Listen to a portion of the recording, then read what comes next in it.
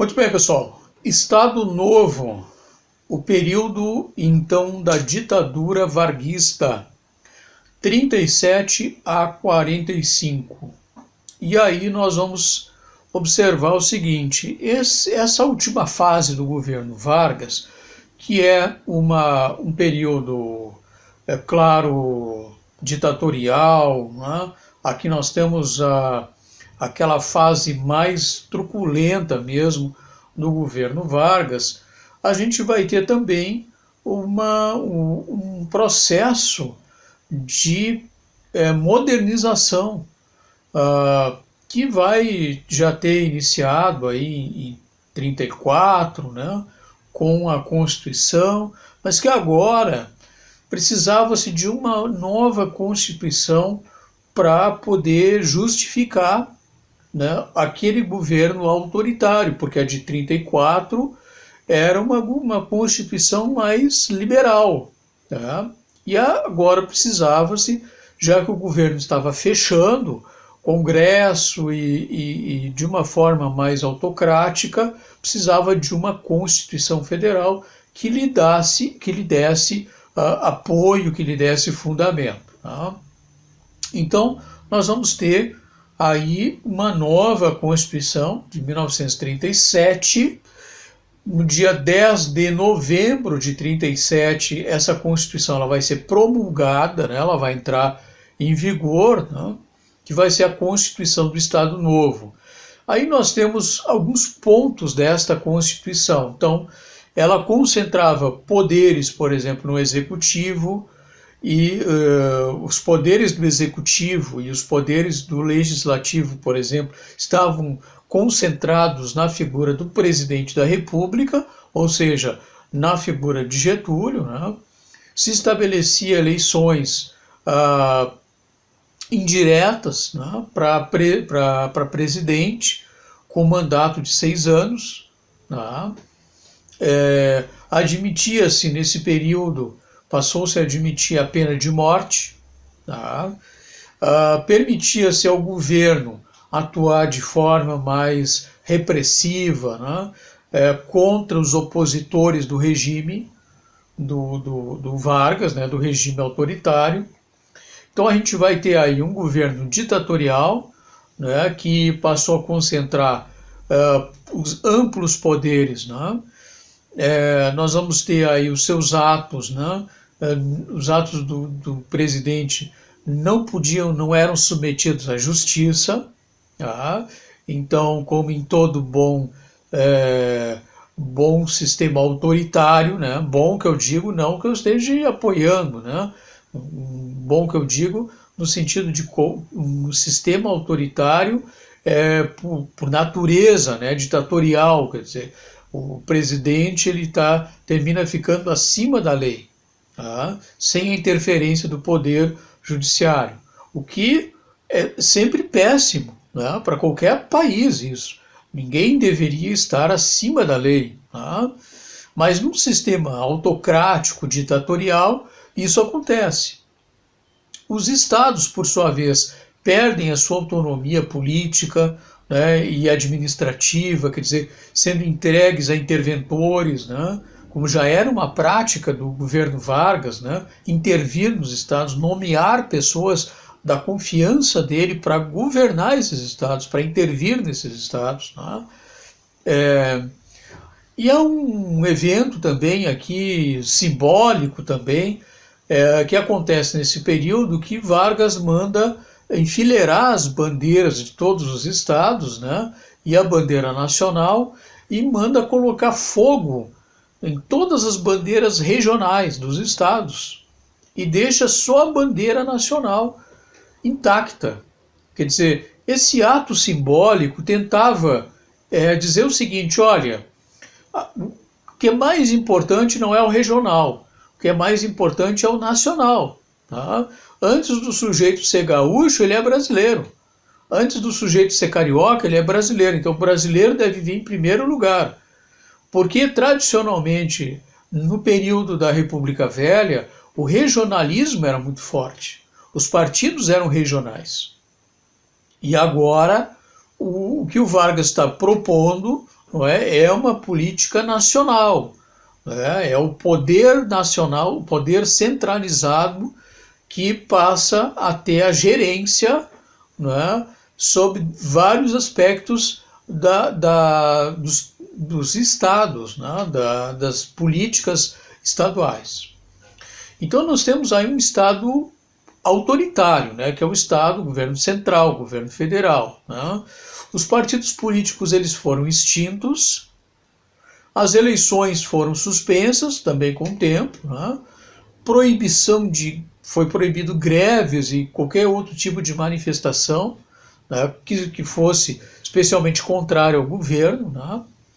Manifestações que apoiassem o governo eram permitidas, mas aquelas que eram contrárias eram reprimidas, certo? Milhares de pessoas foram perseguidas por serem opositoras do governo, muitas foram torturadas, né, como em toda a ditadura, muitas outras foram mortas também pela polícia repressora do governo, né, polícia política do governo Vargas, né?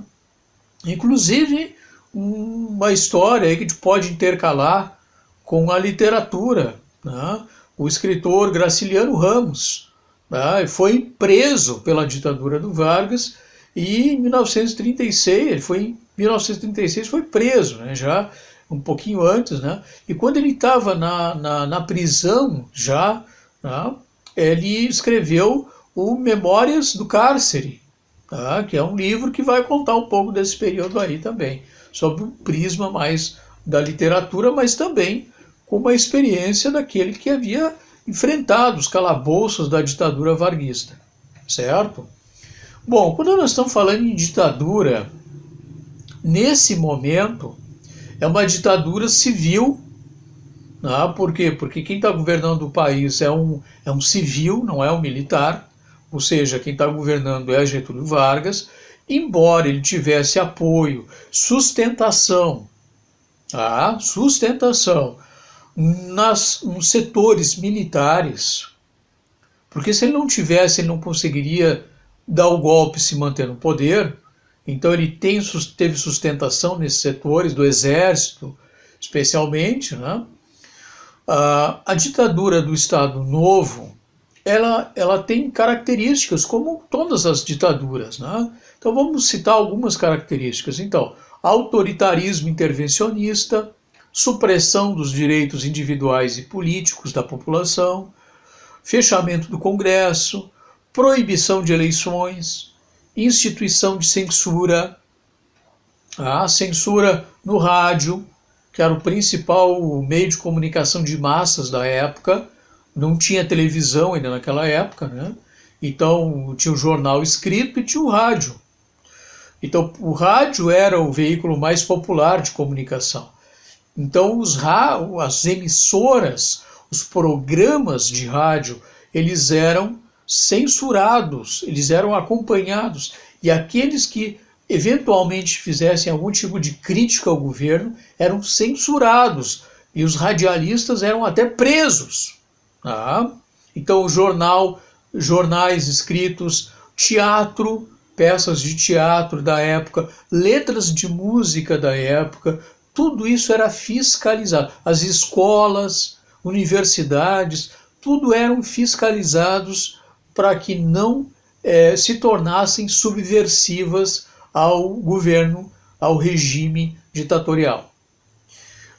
E aqueles que mesmo assim faziam suas críticas eram reprimidos. Então entrava a repressão violenta, muitas prisões, torturas e até mortes mesmo, né, de opositores ao governo. Por outro lado, havia a propaganda positiva do governo, porque o governo escondia o que fazia de ruim e criava uma imagem, uma representação positiva através do Departamento de Imprensa e Propaganda que ele havia criado, o DIP. Tá? E a própria educação também começava a ser uma educação mais doutrinária, né? Que doutrinava para a valorização do próprio regime. Certo? Então, nós temos aí, em 1939 é criado o DIP, o Departamento de Imprensa e Propaganda, né? era um órgão que vai ser encarregado então de coordenar a propaganda, de fiscalizar, um órgão oficial do governo, né? E de censurar os meios culturais de comunicação, cinema, imprensa, etc., né? É criado nesse período também um programa que até hoje está aí, né? Naquela época era chamada A Hora do Brasil, né? Depois passou a Voz do Brasil, mas quando Vargas criou era A Hora do Brasil. Ele ia ao ar às 8, às 20 horas e tal, em escala nacional, né? Em todas as emissoras de rádio do país passava esse programa, que era um programa que fazia propaganda do governo, né? Os feitos do governo, como até hoje existe aí, né? Então Getúlio era representado como uma espécie ali de salvador da pátria, né? Um homem bom, carismático e tal, né? Mas muitas pessoas não sabiam do que acontecia nos porões da ditadura varguista. Tá? Bom, do ponto de vista da educação, nós temos aí o Ministério da Educação, né, que é um órgão importante que exaltava a figura do Vargas através de livros, enfim, que eram, né, as cartilhas, tá, que eram produzidas na época, né, as cartilhas de moral e cívica, né, difundiam aquela ideologia autoritária do governo junto às crianças, enfim, na escola, né. Então, se tornou obrigatório, né, o ensino de moral e cívica, moral e civismo, né. Começou aí também os desfiles, né, as paradas de estudantes, né, em comemorações, em datas cívicas, né, as escolas tinham que desfilar, tá, e já faziam isso no 7 de setembro e tal. A adoção de livros didáticos, né, essas cartilhas que a gente falou, que eram culto, né, ao Getúlio Vargas, enfim. Era uma educação doutrinária, tá, que era partir do próprio governo, não dos professores. Os professores eram obrigados a fazer isso. Tá? O outro aspecto é a questão da industrialização que estava em marcha. Tá? Então, o processo de industrialização representava um objetivo principal do governo, era um dos pontos principais do governo Vargas, era um estímulo, era um projeto desenvolvimentista, né, permanente, né, de mudanças na estrutura econômica e aqui com o estímulo ao processo de industrialização. Né? Então apareceram novas indústrias, né, se multiplicou aí a questão, por exemplo, dos transportes, né, as ferrovias, as pistas também de rolamento também, né, as rodovias também começaram a se investir nas rodovias. E aí nós temos um projeto, né, focado aí no crescimento urbano, industrial. Né? 42, por exemplo, nós temos a Companhia Vale do Rio Doce, né, que era destinada à exploração de minério, né, minério de ferro, em Minas Gerais. Nós temos também a Companhia Siderúrgica Nacional, que foi instalada no Rio de Janeiro. Né? Eram indústrias de base. Tá? Então, importante aqui porque essa perspectiva da industrialização porque a ideia de um país desenvolvido está associada a um país industrializado. Tá? E essa ideia de investir na industrialização, na urbanização do país, é uma concepção de modernidade que se contrapunha àquelas velhas estruturas oligárquicas da República Velha, né, fundamentadas no campo lá, né, numa política agroexportadora. Agora a ideia é uma política industrial de preferência nacionalista, né, que estimulasse o desenvolvimento e a ampliação da indústria brasileira, mas que também pudesse atrair aquelas indústrias de fora, tá? Porque o Vargas não era contra a entrada do capital externo do Brasil, tá? Mas com certos critérios, tá? de protecionistas para isso, tá? De proteção do mercado interno brasileiro. Então, nós vamos ter a questão da siderúrgica, por exemplo, uma indústria de base, porque é uma indústria que vai retirar o minério da natureza, né? A produção vai começar a produção de ferros, né? De matéria-prima, para servir de indústria, né? De matéria-prima derivada para indústrias, para outro tipo de indústrias. Tá? Matérias-primas básicas, aliás, para indústrias derivadas, como, por exemplo, indústrias de ferro, né, de pregos, por exemplo, de implementos agrícolas e até mesmo de automóveis, que precisavam de matéria-prima, nesse caso é o ferro. E o ferro aqui saía da onde? Da siderúrgica.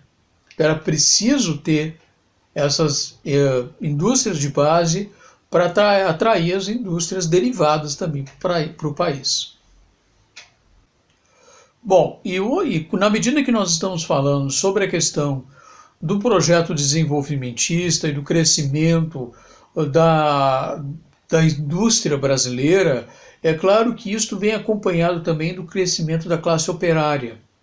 Então, o estímulo ao desenvolvimento industrial, principalmente no Sudeste, ele vai gerar uma espécie de migração, né, de êxodo de pessoas, principalmente do Nordeste, que vão para cidades como São Paulo, e cidades periféricas também, cidades da região do ABC, que hoje a gente conhece ali por região do ABC, que são cidades que terminavam tendo uma concentração maior de indústrias. Então, os operários, eles desenvolviam uma consciência, ao mesmo tempo, de classe, de que necessitavam de defender, lutar, defender os seus direitos. Porque o que acontecia aí? A gente vai ter a Constituição de 34, que trazia os direitos trabalhistas, mas alguns desses direitos ainda não haviam entrado em prática. Então nós vamos ter um projeto desenvolvimentista que ele vai andar para e passo, vai andar em conjunto com o desenvolvimento, a implementação das leis trabalhistas. Então, a gente vai ter agora, em 1939, nós vamos ter a criação da Justiça do Trabalho. Era fundamental para regular essas relações de conflito entre o patrão e o empregado. O salário mínimo ele vai começar a ser pago em 1940. É a partir daí que o salário mínimo entra em funcionamento no Brasil. Começa a vigorar no país. Em 1943, nós vamos ter então todas as leis trabalhistas, que muitas eram esparsas e tal, elas passavam a ser reunidas num bloco único, chamado de Consolidação das Leis do Trabalho, CLT, certo? E a partir daí isso vai trazendo, claro, benefícios, bem-estar social aos trabalhadores. Vargas aproveitava toda essa política trabalhista para se apresentar como um grande protetor do trabalhador, o trabalhador brasileiro, uma espécie de pai dos pobres. Então essa política trabalhista ela tinha um duplo objetivo. O primeiro deles era conquistar a empatia ou a simpatia dos trabalhadores. E o segundo objetivo era exercer um domínio sobre essa classe trabalhadora, controlando assim os sindicatos e controlando manifestações. O governo do Estado Novo era um governo que não admitia manifestações na rua, manifestações, greves ou qualquer outro tipo de manifestação contrária ao governo. Então ele vai fazer uma política de negociação, de jogo, uma política de negociação aonde ele vai trazer benefícios ao trabalhador, que foram muito importantes, porque isso não existia, toda essa legislação, todo esse guarda-chuva de leis trabalhistas foi muito importante, foram conquistas importantes, tá, para a classe trabalhadora, mas ao mesmo tempo ele tensionava com isso, né, uma política populista de conquistar o apoio do trabalhador. Tanto é que quando haviam as manifestações a favor do governo, né, muitas dessas manifestações realizadas por trabalhadores, elas tinham lá como bandeira, né, o trabalhador também tem o seu lugar no Estado Novo.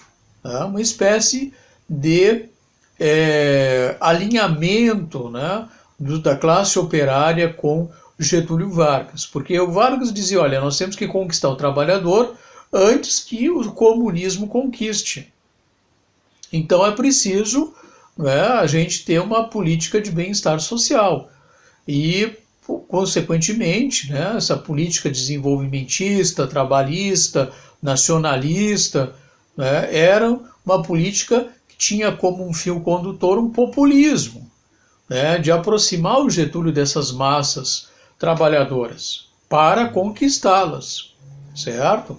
E nós temos aí, então, um outro dado interessante, é que Getúlio Vargas vai criar a carteira de trabalho, aquela espécie de identidade do trabalhador brasileiro, né? E a carteira do trabalho, ela é criada, ela tem uma numeração, né? A carteira 000001 e tal era do Getúlio Vargas, né? Era dele mesmo. Então a carteira de trabalho também, né? E havia dentro desse contexto toda uma propaganda, né, do DIP aí, estimulando também o setor cultural, né, a estar a serviço do governo, inclusive com letras de música, né? Vou colocar aí a letra de uma música aí do Roberto Roberti e do Jorge Farage, de 1941, onde eles fazem uma apologia ao trabalho, tá? E estão, obviamente, alinhados com o governo, né? Dentro dessa política trabalhista e populista do governo Vargas. Aí, né? Então, nós temos o controle e a formação da opinião pública. E isso vinha muito através da imprensa, né? O cinema, o rádio, foram bastante usados aí pelo governo, né, como instrumentos de controle e de formação da opinião pública. Tá? O rádio, principalmente, né, um meio de comunicação da época, de comunicação de massa, né, eu já falei aqui, na época não existia, obviamente, televisão, né, ele foi usado para divulgação mesmo da propaganda política do governo, né, entrando em contato com a parte mais, a grande parte da população brasileira, né, e a própria criação, então, da Hora do Brasil, que a gente já falou aqui, né. E uma outra questão também eu queria falar, é uma questão da chamada política de boa vizinhança. Nesse período aí, né, nos anos 40, que já estamos no meio da Segunda Guerra Mundial, né, há uma aproximação do governo do Getúlio Vargas com o governo Roosevelt, no governo americano, tá? Porque até então havia uma grande ligação econômica, né, uma parceria econômica entre o Brasil e a Alemanha. Mas na medida em que a Alemanha começa a se fechar para dentro da sua estrutura, dentro do nazismo, né, e se fechar aproximando-se da Segunda Guerra Mundial, o Brasil começa a perceber que a Alemanha estava cada vez mais se tornando uma parceira comercial menos interessante para o Brasil. Tá? Então, o Brasil começa a procurar, a perceber outros parceiros também comerciais aí. E começa um processo de alinhamento entre o governo Vargas e o governo americano. Tá? Existia uma política do governo americano, que era essa política de boa vizinhança com outros países da América, né, no sentido de aglutinar um bloco de alinhados contra os países do eixo. Tá? Então, os países do eixo na Segunda Guerra Mundial eram Alemanha, Itália e Japão, né? Principalmente esses. E os países aliados, nós vamos ter então o país, enfim, como vai ter aí Inglaterra, França, né? Depois vai entrar a Rússia, né? Os próprios Estados Unidos entra também mais já no final, né? E os Estados Unidos queria garantir que o Brasil ficasse ao lado dos aliados, tá? Então começa a haver uma negociação aí, o Brasil começa a ter possibilidade de conquistar apoio econômico, inclusive com financiamentos, né, dos Estados Unidos, e começa essa política, né, o Walt Disney aí vai criar o personagem, né, muito singular aí, né, uma paródia aí do brasileiro, que é o Zé Carioca, né, até uma visão bem, bem pejorativa, né, do brasileiro, porque o Zé Carioca era um papagaio que não gostava de trabalhar, malandro, né, passando a perna nos outros e tal. Os Estados Unidos, né, o Walt Disney vai criar esse personagem aí, Zé Carioca, esse personagem bem brasileiro, né? Essa visão que eles tinham do brasileiro lá, né? E o Zé Carioca vai entrar aqui dentro das revistinhas do Walt Disney, né? E o Brasil vai mandar para os Estados Unidos uma cantora, né, que fazia muito sucesso na época, era uma cantora portuguesa até, que é a Carmen Miranda, né? E então vai haver essa troca aí, né, cultural e tal, para identificar essa política de boa vizinhança aí, né? Em 42 o Brasil vai declarar guerra à Alemanha, né, aos países do eixo. Existe a questão dos navios brasileiros, né, que são torpedeados, né, pela Alemanha e tal. E a própria FAB, né, a Força Expedicionária Brasileira, que havia sido criada em 41, né, o Brasil então vai mandar a Força Expedicionária Brasileira, né, em 41 vai mandar então em torno de 25 mil homens para a guerra, né, vão combater em Monte Castelo, na Itália e tal, né. O Brasil vai participar ao lado dos aliados, claro, né. Existem alguns fatos aí de 45, né, porque a Segunda Guerra começava a mostrar o seu fim já, né, o seu declínio, especialmente no que tange aos países do eixo, né, que começavam a ser derrotados, as ditaduras nazifascistas da Europa começavam a ser derrotadas, né, na Itália, na própria Alemanha, depois no Japão, com a bomba atômica também, né? Nesse período, em 45, no Brasil é criado, então, o Partido Social. Vargas vai criar, então, por estímulo dele, vai se criar dois partidos políticos. Um mais voltado para a classe empresarial, para as classes mais patronais, e um outro partido para as classes mais trabalhadoras. Nós vamos ter o Partido Social Democrático, PSD, para as classes mais patronais, para as classes mais industriais, e o PTB, Partido Trabalhista Brasileiro, criado mais para os trabalhadores. Tá? O PTB até hoje está aí, tá? E hoje não tem muito a ver com a sua sigla. Tá? O Brasil vai formalizar também relações com a União Soviética, tá? E a partir daí também, em 45, nós vamos ter o Partido Comunista Brasileiro, tá? O PCB, vai voltar à legalidade. O PCB vai se tornar legal também, vai poder estar presente aí na sociedade brasileira. Tá?